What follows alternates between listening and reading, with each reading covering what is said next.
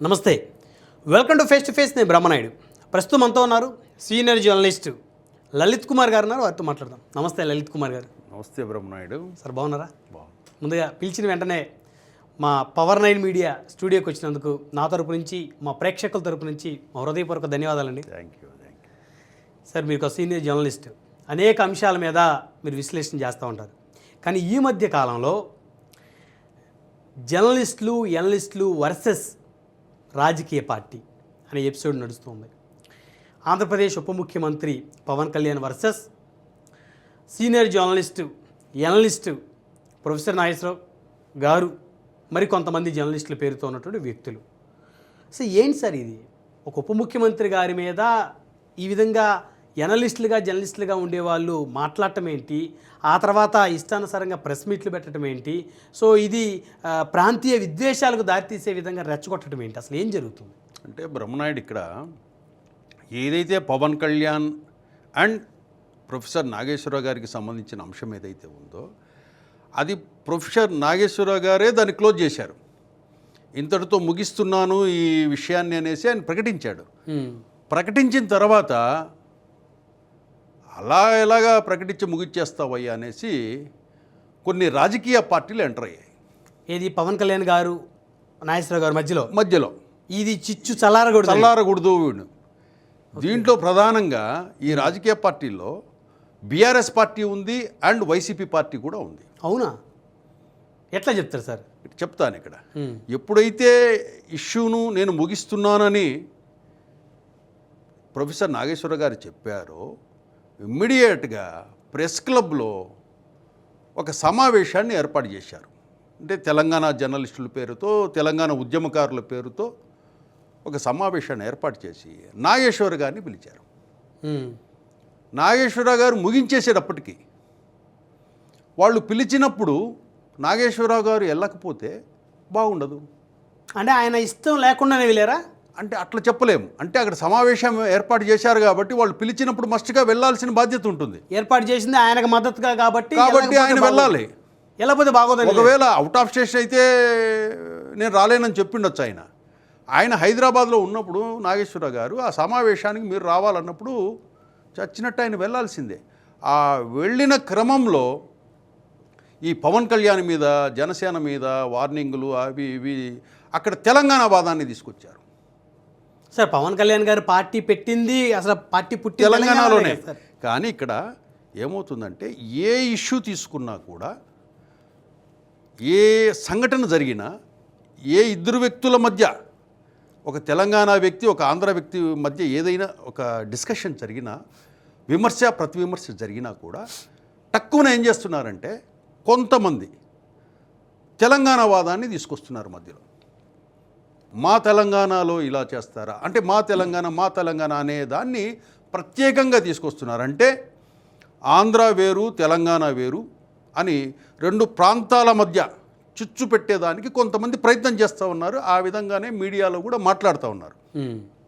ఎప్పుడైతే పవన్ కళ్యాణ్తో వీళ్ళు పవన్ కళ్యాణ్ విమర్శిస్తూ కొన్ని చేశారు, తర్వాత మరుసటి రోజు నిన్న ఇంకొంతమంది టీం వచ్చేసి ప్రెస్ క్లబ్లో కూర్చొని, వాళ్ళు ఎవరు జర్నలిస్టులు అని అంటున్నారు కానీ చాలా అగౌరవంగా, కనీసం వాల్యూస్ లేకుండా మాట్లాడటము, పవన్ కళ్యాణ్ గారి ఫోటోని చెప్పులతో కొట్టడం, అసలు ఏంటి సార్ ఇది?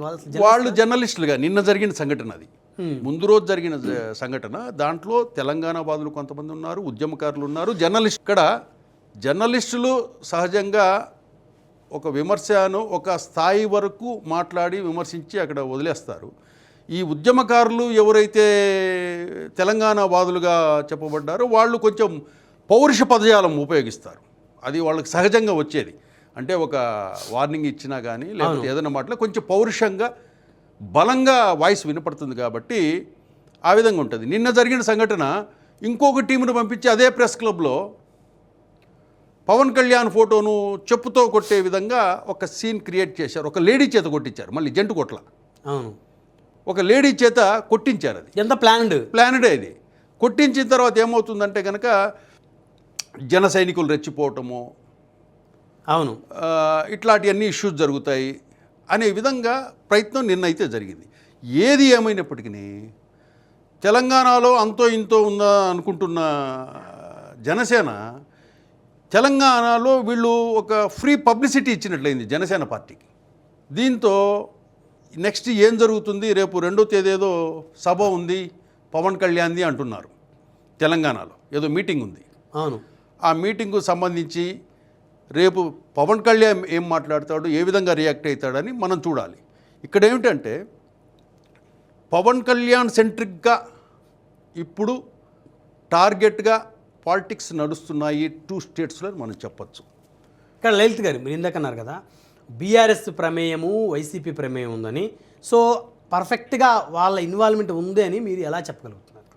ఇక్కడ సంఘటన జరిగినప్పటి నుంచి ప్రొఫెసర్ నాగేశ్వర గారి సంఘటన జరిగినప్పటి నుంచి నిన్నటి వరకు కూడా జరిగిన ప్రతిదీ pin to pin point BRS and YCP social మీడియాలో ఆ ప్రెస్ క్లబ్కి సంబంధించిన క్లిప్పింగ్స్ కానివ్వండి, ఏది మొన్న పెట్టిన జర్నలిస్టులు ఉద్యమకారులు పెట్టిన క్లిప్పింగ్స్ కానివ్వండి, తర్వాత జనసేన పార్టీ వాళ్ళు పెట్టిన క్లిప్పింగ్స్ కానివ్వండి, అవన్నీ కూడా సోషల్ మీడియాలో ప్రమోట్ చేశారు వీళ్ళే. అవును. కాబట్టి ఇక్కడ పవన్ కళ్యాణ్ అనే వ్యక్తి బీఆర్ఎస్కి కొద్దిగా ఇబ్బందికరమైన రేపు తెలంగాణలో పోటీ చేయబోతారు 29కి. అవును, పోటీ చేయకపోతారు. బీఆర్ఎస్కి ఇబ్బందే. అలాగే వైసీపీకి ప్రథమ శత్రువు పవన్ కళ్యాణ్. అవును, రాజకీయ పరంగా. అవును. ఇక్కడ తెలంగాణలో ఇష్యూలో చిక్కుకున్నాడు పవన్ కళ్యాణ్ అంటే కనుక దాన్ని ఏం చేస్తారు, బీఆర్ఎస్ పార్టీ అండ్ వైసీపీ పార్టీలు ఇద్దరు దోస్తులు కాబట్టి ఇప్పుడే ఆ పార్టీలు సోషల్ మీడియాలో కంటెంట్ను షేర్ చేసుకుంటుంటాయి. ఓకే. కంటెంట్ని వైసీపీ మీడియా షేర్ చేసుకుంటుంది, బీఆర్ఎస్ మీడియా కూడా షేర్ చేసుకుంటుంటాయి. అంటే తెలంగాణలో జరిగిన అంశాలన్నీ వాళ్ళు వేసుకుంటారు, అక్కడ ఏమైనా జరిగినట్టు ఇక్కడ పబ్లిష్ చేసుకుంటుంటారు. అట్లా మ్యూచువల్గా వాళ్ళకి అనుబంధం కొనసాగుతుంది. కాబట్టి ఆయా సోషల్ మీడియా ప్లాట్ఫామ్స్లో ఇవన్నీ ప్రమోట్ చేశారు వీళ్ళు. మొన్న నిన్ననే జస్ట్ అనుకుంటాను అన్నమయ్య జిల్లా నుంచి బీఆర్ఎస్ పార్టీకి సంబంధించిన సోషల్ మీడియా తెలుగు స్క్రైబ్ అనే ట్విట్టర్ వచ్చేసి దానికి ఒక పోలీసు వాళ్ళు నోటీస్ కూడా పంపించారు, ఈ లింక్స్ను మీరు తొలగించాలి అని.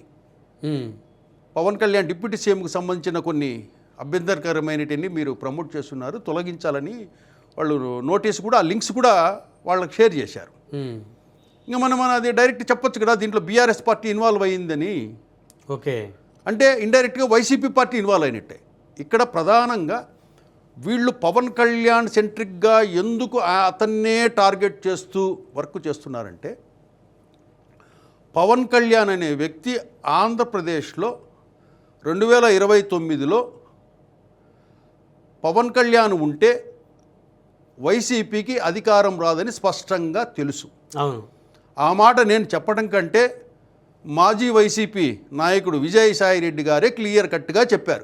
అవును. కూటమిలో పవన్ కళ్యాణ్, చంద్రబాబు, బీజేపీలు కలిసి ఉంటే వైసీపీ పార్టీ రాదు అని క్లియర్ కట్గా 100% ఆయన చెప్పాడు. అవును. ఇప్పుడు ఏది జరిగినా తెలంగాణలో పవన్ కళ్యాణ్ విషయం, జనసేనకు సంబంధించిన విషయం తెలిసినా దాన్ని రప్చర్ చేస్తారు, ఆంధ్రప్రదేశ్లో ఏదన్నా జరిగినా రప్చర్ చేస్తారు. ఇక్కడ ప్రధానంగా పవన్ కళ్యాణ్ అనే వ్యక్తి వైసీపీ పార్టీకి అడ్డంకిగా మారాడని మనం చెప్పొచ్చు. ఇప్పుడు అడ్డంకిని తొలగించుకోవాలంటే ఆ పవన్ కళ్యాణ్కి సంబంధించిన, ఆ పార్టీకి సంబంధించిన దేశంలో ఎక్కడ ఏ ఇన్సిడెంటు జరిగినా, అతని మీద ఎవరు విమర్శ చేసినా కూడా దాన్ని క్యాప్చర్ చేస్తుంది వైసీపీ పార్టీ, చేసి దాన్ని ప్రచారం చేయడానికి ప్రయత్నం చేస్తారు. ఇప్పుడు లలిత్ గారు, పాశం యాదగిరి గారు అంటే ఆయన కూడా సీనియర్ జర్నలిస్ట్ అనుకుంటా, ఉద్యమకారుడిగా పేరుందని. అసలు వారు ఇష్టానుసారంగా ఎలా మాట్లాడుతున్నారు సార్ అలా? పాశం యాదగిరి గారు నాకు తెలుసు, ఆయన మంచోడు, మంచి మనిషి, మంచి నాలెడ్జబుల్ పర్సన్ ఆయన. ఏమవుతుందంటే ఆ ఏజ్ ఫ్యాక్టర్ కూడా ఒకటి. ఎవరన్నా మైక్లో పెట్టినప్పుడు ఆయనకు మాట్లాడి అలవాటు. ఆ ఎమోషన్స్లో ఏదైనా ఇష్యూ వచ్చినప్పుడు ఆయన గడగడ మాట్లాడేస్తాడు. ఎవరిని మాట్లాడతాం అని ఆలోచించుకోండి. ఆయన జూబ్లీ హిల్స్ అన్నాడు, ఆయన ఉండేది జూబ్లీ హిల్సే. జూబ్లీ హిల్స్కి ఎంటర్ అవుతానే కమ్మటి వాసన తగులుతుంది అనే వ్యాఖ్య కూడా చేశాడు. ఇంకో ప్రధానమైన విశేషకరమైన అంశం ఏంటంటే, ఈ జూబ్లీ హిల్స్లో ఉన్న కమ్మ సామాజిక వర్గం వాళ్ళు ఆయనకు మిత్రులు. ఓకే. మళ్ళీ కానీ ఆయన ఆ ఏజ్ ఫ్యాక్టర్లో ఆయన అడిగినప్పుడు ఏదో ప్రాసలో గడగడగడగని చెప్పడం అలవాటు, కానీ ఆయన మనిషి మంచోడు, మనసు కూడా ఆయనది చాలా మంచిది. ఇప్పుడు ఈయన వెనక ఎవరున్నారు అనుకోవచ్చు సార్? ఆయన ఎప్పుడు కూడా ఏదన్నా ఒక ఇష్యూ జరిగినప్పుడు దాని గురించి మాట్లాడడానికి ఆయన పిలుస్తారు సీనియర్ జర్నలిస్ట్గా. ఆ విషయాన్ని అనుసరించి దానికి సంబంధించి ఆయన మాట్లాడేసి వెళ్ళిపోతుంటాడు. కానీ సార్ అంటే ఇప్పుడు మనం కూడా ఎన్నో సంవత్సరాల నుంచి మీడియాలో ఉన్నాం, అంత పరుషంగా మాట్లాడాల్సిన అవసరం, ఒక రాజకీయ పార్టీ నాయకుడు మాట్లాడినంత ఇంకా వారికన్నా ఎక్కువ కోపంగా ఎక్కువ ద్వేషంగా మాట్లాడుతున్నారంటే వాళ్ళని జర్నలిస్టులను ఎలా అనాలి సార్? అంటే ఇక్కడ ఏంటంటే ఆ సీను, అక్కడి అట్మాస్ఫియరు, అక్కడి కొంతమంది వ్యక్తులు మాట్లాడిన ఏదైతే పౌరుష పదజాలము ఇవన్నీ చూసినప్పుడు అప్పుడు ఆ ఇష్యూ తీవ్రతను బట్టి ఏం చేస్తారంటే మిగతా మీడియా సంస్థలు లోగోలు పెట్టేసిన తర్వాత ఏం చేస్తారంటే వాళ్ళ స్వయంగా అక్కడి నుంచి దాన్ని ఏ విధంగా అయితే ఖండించాలో పక్కనోళ్ళు ఏ విధంగా అయితే ఎంత మేరకు ఖండించారో అదే స్థాయి కంటే రెట్టింపు స్థాయిలో ఖండించడానికి కొన్ని పౌరుష పదజాలం వాడతారు. లేకపోతే అది మీడియాలో రీచ్ కాదు. అవును, అది మీడియాలో రీచ్ కాదు ఏది కూడా. ఇప్పుడు పాషా యాదగిరి గారు మాట్లాడింది ప్రధానంగా 3 పెళ్ళాలు 4 పెళ్ళాలు ఏదో ఆ కళ్యాణ్ ఈ కళ్యాణ్ అనేది ఆయన అప్పుడు అక్కడ పరిస్థితిని బట్టి మాట్లాడేశాడు అంతే. కాకపోతే అవి సోషల్ మీడియాలో ట్రోల్ చేశారు. ఏదేమైనా కూడా ఎంతమంది విమర్శలు చేసుకున్నా ఎంతమంది ఏదైనా మాట్లాడుకున్నా కూడా పవన్ కళ్యాణ్కు పోయేది ఏమీ లేదు. ఈరోజు జనసేన పార్టీ గురించి ప్రధానంగా తెలంగాణలో ఎందుకు చర్చ జరుగుతోంది? ఒక రకంగా వీళ్ళు ఫ్రీ పబ్లిసిటీ ఇచ్చారేమో అనుకోవాలి మనం. అవును, జనసేన పార్టీకి పవన్ కళ్యాణ్ అంటే ఇది కదా ఇంకా స్కోప్ ఉందంటారు ఇక్కడ తెలంగాణలో జనసేనకి. ఏది కూడా ఈరోజు కవిత పార్టీ పెట్టింది. అవును, ఏమన్నారు? ఇప్పుడు ఏకు మేకై కూర్చునింది కవిత. అవును, అట్లా ఏది ఎవరిని తక్కువ అంచనా వేయకూడదు. 2 చోట్ల ఓడిపోయినాడు పవన్ కళ్యాణ్. ఈరోజు ఏమైంది? డిప్యూటీ సీఎం అయ్యాడు, 21 సీట్లు కొట్టాడు. గతంలో 151 సీటు కొట్టిన జగన్మోహన్ రెడ్డి ఇప్పుడు ఏమయ్యాడు? 11 పరిమితి. కాబట్టి ఏ రాజకీయ పార్టీని తక్కువ అంచనా వేయద్దు. సోషల్ మీడియాలో ఏదో ప్రచారం చేసేస్తున్నాము, ఏదో మాట్లాడేస్తున్నాము, అదంతా ప్రజలు వాటిని వింటారు, వాటినే నమ్ముతారు అనేది భ్రమ. సోషల్ మీడియా అనేది ఇప్పుడు జనానికి ఒక ఎంటర్టైన్మెంట్ ప్లాట్ఫామ్ అయిపోయింది. మీరేమన్నా మాట్లాడండి, ఆ సోషల్ మీడియాను బట్టి వీళ్ళు డెసిషన్స్ తీసుకోరు. ప్రజలు ప్రతి ఒక్కటి అబ్జర్వ్ చేస్తుంటారు. ప్రతి నడవడిక, నీ మాట తీరు, నీ పనితనం అన్నీ కూడా అబ్జర్వ్ చేస్తూ ఉంటారు. వాళ్ళు దాన్ని బట్టి చూస్తారు. కానీ ఏదో సోషల్ మీడియాలో వీడియోలు ఏదో పెట్టేశాము, టైటిల్స్ పెట్టేశాము, దాన్ని బట్టి జనాలు మారిపోతారు, ప్రజలు మారిపోతారు అనుకుంటే కనుక ఇదే జగన్మోహన్ రెడ్డి ఏం టీవీ ఛానల్ లేదా, ఆయనకి పేపర్ లేదా? ఎంత వర్క్ చేసి ఉంటాడు జగన్మోహన్ రెడ్డి ఆంధ్రప్రదేశ్లో మొన్న ఎలక్షన్స్కి. అవును, కానీ జనం తిరస్కరించినారు. ఘోరాతి ఘోరంగా అతనికి 11 సీట్లు ఇచ్చినారంటే ప్రజలు ఆలోచిస్తూ ఉంటారు, గమనిస్తూ ఉంటారు. నాయుడు సరే, ఇక్కడ తెలంగాణలో జనసేన పార్టీ 2023లో జరిగిన ఎన్నికల్లో దాదాపు 8 స్థానాలు పోటీ చేసింది. ఒక్కొక్కటిపల్లి మాత్రం డిపాజిట్లు దక్కించుకుంది, మిగతా చోట్ల డిపాజిట్లు గల్లంతయ్యాయి. ఇప్పుడు రానున్న జిహెచ్ఎంసీ ఎన్నికల్లో బీజేపీతో కలిసి జనసేన పోటీ చేస్తున్నటువంటి ఊహాగానాలు పెద్ద ఎత్తున ఊపందుకున్నాయి. ఈసారి తెలుగుదేశం కూడా వారితో యాడ్ అవుతుంది. ఎందుకంటే మొన్న ప్రధానమంత్రి గారు వచ్చిన తర్వాత పవన్ కళ్యాణ్ గారిని, చంద్రబాబు నాయుడు గారిని కలిసిన తర్వాత తెలంగాణలో బలంగా మనం పోటీ చేయాలనేటువంటి ఒక మాట వారి ఇరువురికి చెప్పారన్నట్టు చర్చ కూడా నడిచింది. సో కాబట్టి ముందు జనసేన టార్గెట్ చేసి తర్వాత టీడీపీని, తర్వాత బీజేపీని టార్గెట్ చేయాలనే వ్యూహం ఏమన్నా బీఆర్ఎస్కి ఉందని అనుకోవాలా? తప్పకుండా. ఏది కూడా ఒక రాజకీయ పార్టీ ఒక ఇష్యూలోకి ఎంటర్ అయిందంటే దాని వెనుకాల ఏవైతే ప్రమాదాలు ఉన్నాయో అవి గుర్తిస్తాయి రాజకీయ పార్టీలు. అప్పుడు ఎక్కడ చెక్ పెట్టాలని ప్రతి అంశాన్ని తీసుకునేసి అవతల పార్టీని డ్యామేజ్ చేయాలనో, వ్యక్తులను డ్యామేజ్ చేయాలనో ప్రయత్నం చేస్తూ ఉంటాయి. దానిలో భాగంగానే బీఆర్ఎస్ పార్టీలు ఇక్కడ ఎంటర్ అయింది ఈ ఇష్యూలో. రేపు జిహెచ్ఎంసీ ఎన్నికల్లో జిహెచ్ఎంసీ మామూలుగా గ్రేటర్ హైదరాబాద్ ఇవన్నీ కూడా బీఆర్ఎస్ పార్టీకి మొన్న అనుకూలంగా వచ్చాయి. అవును, అటువంటిది ఈరోజు జనసేన పార్టీ ఎంటర్ అయితే గ్రేటర్ హైదరాబాద్లో 300 కాపులు ఒకవేళ ఇక్కడ గ్రేటర్లో టీడీపీ బీజేపీలు కలిసి చేసిన సెటిలర్స్, కమ్మ సామాజిక వర్గము, టీడీపీ అభిమానులు, చిరంజీవి అభిమానులు, పవన్ కళ్యాణ్ అభిమానులు, 300 కాపులు ఈ ఓటింగ్ అంతా సాలిడ్గా వీళ్ళకి పడిపోద్ది. ఈ బీఆర్ఎస్ ఇక్కడ డౌన్ అయిపోయింది. వాళ్ళకు ఉందే బాగా బలం గ్రేటర్ హైదరాబాద్లో. ఇక్కడే కాబట్టి రేపు గ్రేటర్ హైదరాబాద్ ఎలక్షన్స్లో బీఆర్ఎస్ పార్టీకి ఇది ప్రమాద సూచికగా మనం చెప్పుకోవాలి. రేపు ఈ ముగ్గురు కలిశారంటే ఇప్పుడు మరీ రెచ్చగొట్టడం వల్ల ఏమవుతుందంటే పవన్ కళ్యాణ్ టార్గెట్గా రెచ్చగొట్టడం వల్ల ఇది బీఆర్ఎస్ పార్టీనే చేస్తుంది, దీని వెనకాల బీఆర్ఎస్ పార్టీ అనే ఉంది అనే మెసేజ్ కనుక జనసేన పార్టీ ప్రజల్లోకి తెలంగాణ వాళ్ళలోకి తీసుకెళ్తే, గ్రేటర్ హైదరాబాద్ ప్రజల్లోకి తీసుకెళ్తే రేపు జిహెచ్ఎంసీ ఎన్నికల్లో కూటమిగా తెలుగుదేశము బీజేపీ అండ్ జనసేన కలిస్తే అత్యధిక స్థానాలు వీళ్ళు సాధించి గ్రేటర్లో మేయర్ పీఠం ఎక్కినా కూడా ఆశ్చర్యపోనవసరం లేదు. అటువంటి పరిస్థితి నెలకొంది. కాబట్టి బీఆర్ఎస్ పార్టీ పవన్ కళ్యాణ్ను మనం టార్గెట్ చేస్తూ చులకన చేయాలి, అతని వ్యక్తిత్వాన్ని హననం చేయాలి. గతంలో జగన్మోహన్ రెడ్డి ఏదైతే చేశాడో అవే ఇప్పుడు చేస్తున్నారు, అంతే, పెద్ద తేడా ఏమి. ఇప్పుడు ఆయన నష్టపోయాడు, వీళ్ళు నష్టపోతారు కదా. అంతే కదా.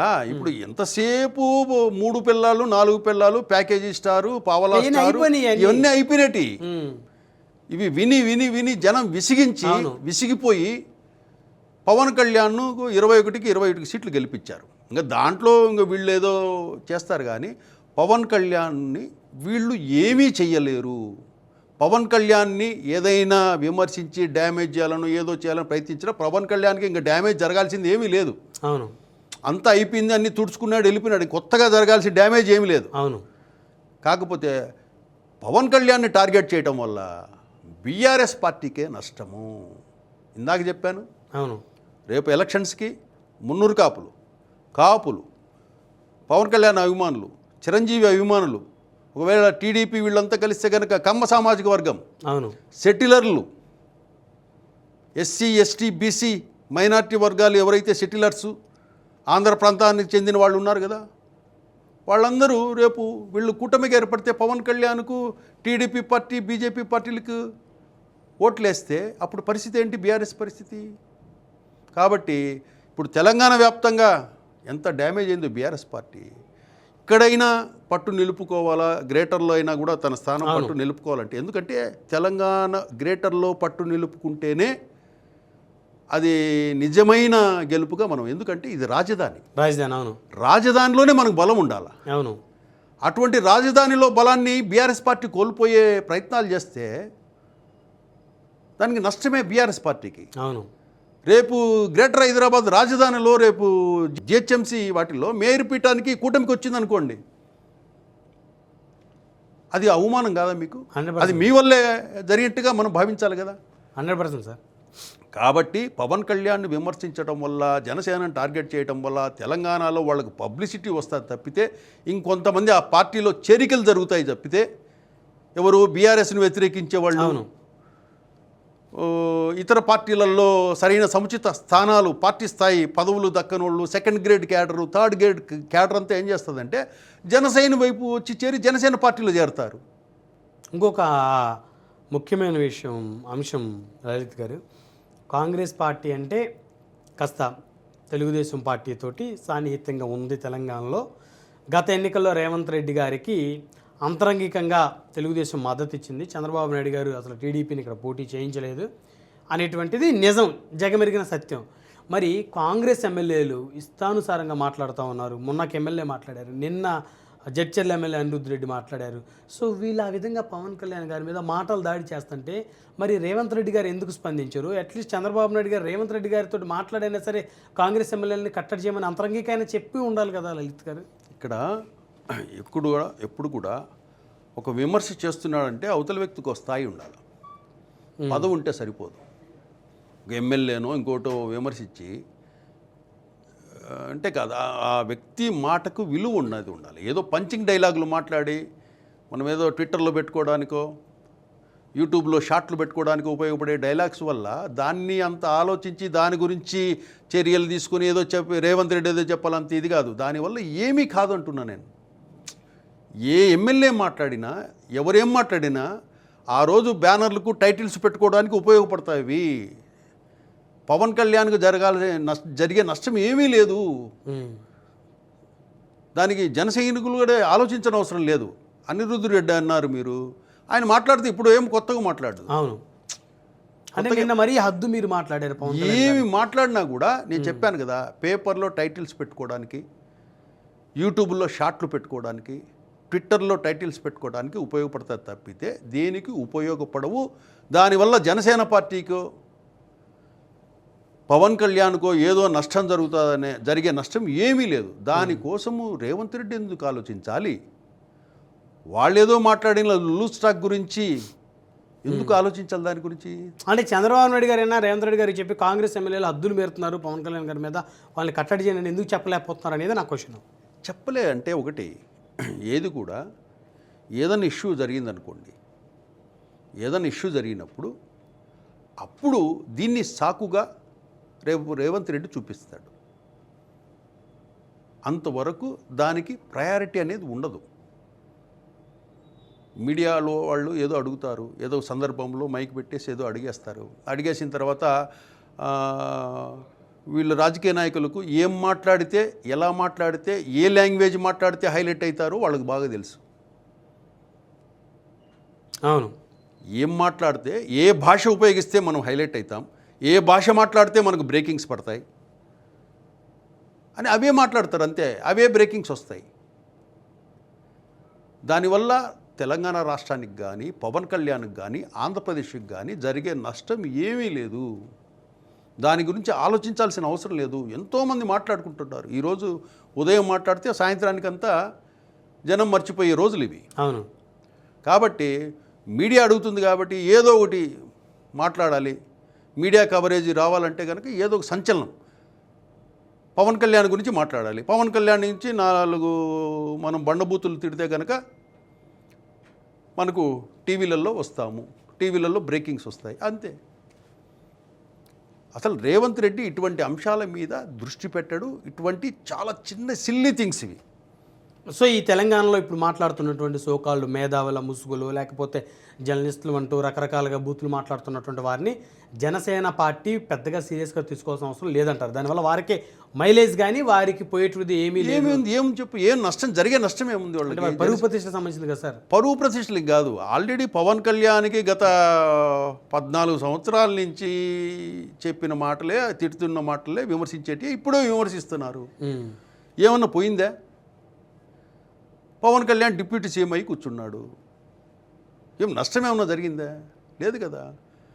కాకపోతే ఎంతసేపు వీళ్ళు దాని గురించే మాట్లాడడం వల్ల ఏమవుతుందంటే, నేను ఇందాక చెప్పినట్టు దానికి పబ్లిసిటీ, కొంతమంది పార్టీలో చేరికలు, ఇట్లాంటివన్నీ జరుగుతాయి. రేపు ఒక 6 నెలల తర్వాత ఆగండి, రేపు జిహెచ్ఎంసీ ఎన్నికలు ఉన్నాయి కదా, ఆ జిహెచ్ఎంసీ ఎన్నికలంతా చూడండి, దాని రిజల్ట్స్ ఎలా ఉంటుందో ఒకసారి చూస్తే అప్పుడు మనం ఏం తప్పు చేశారు, ఏం తప్పు జరిగింది, ఎక్కడ తప్పు జరిగింది, బీఆర్ఎస్ ఎక్కడ మిస్టేక్ చేసింది.